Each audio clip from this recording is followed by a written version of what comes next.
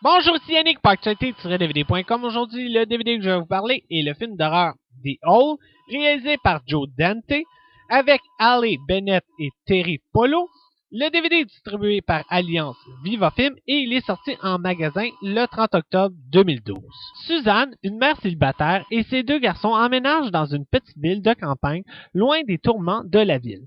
Les deux enfants ne tardent pas à explorer leur nouvelle maison et découvrent dans la cave une mystérieuse trappe donnant sur ce qui semble être un trou sans fond.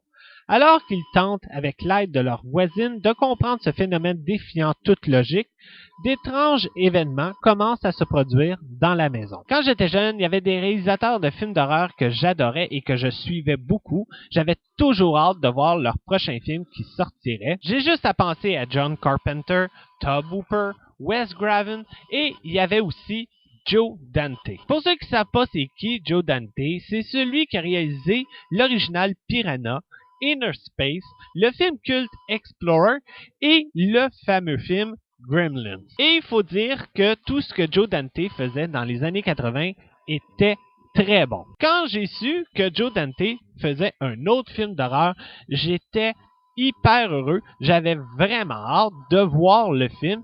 Et quand j'ai su que je recevais le film The Hole pour la critique, j'étais vraiment content.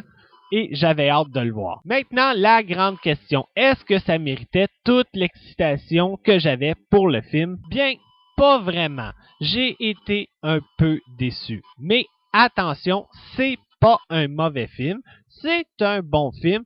Mais je dirais que c'est un genre de film d'horreur gentil. Juste vous donner la preuve, en regardant en arrière de la pochette, on voit que le film est coté PG.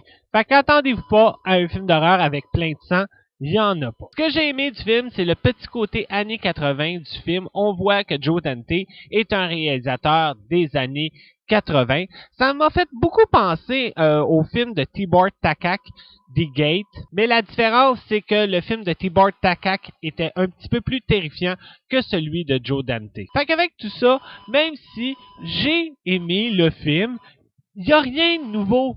C'est du déjà vu. C'est un film qui aurait pu sortir dans les années 80 et ça aurait été une grosse bombe.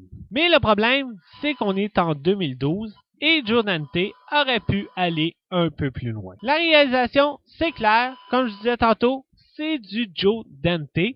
C'est très bien fait. Les acteurs qui sont inconnus sont corrects, rien d'extraordinaire. Et les effets spéciaux sont corrects aussi. J'ai vraiment aimé le moment où on voit une marionnette attaquer le jeune garçon qui est faite en stop motion. Mais encore une fois, attendez-vous à rien qui est effrayant ou qui a du sang.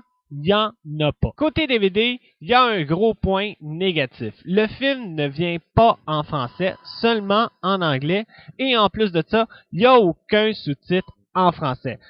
C'est vraiment décevant, surtout pour ceux qui ne comprennent pas l'anglais. En tout, je conseille le film.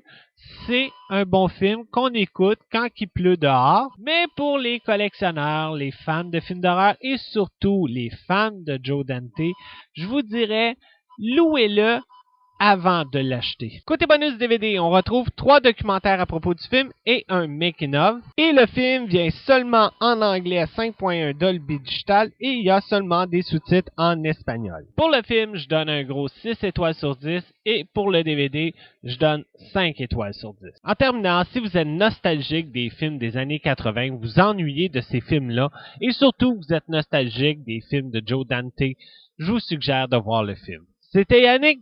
Bon visionnement.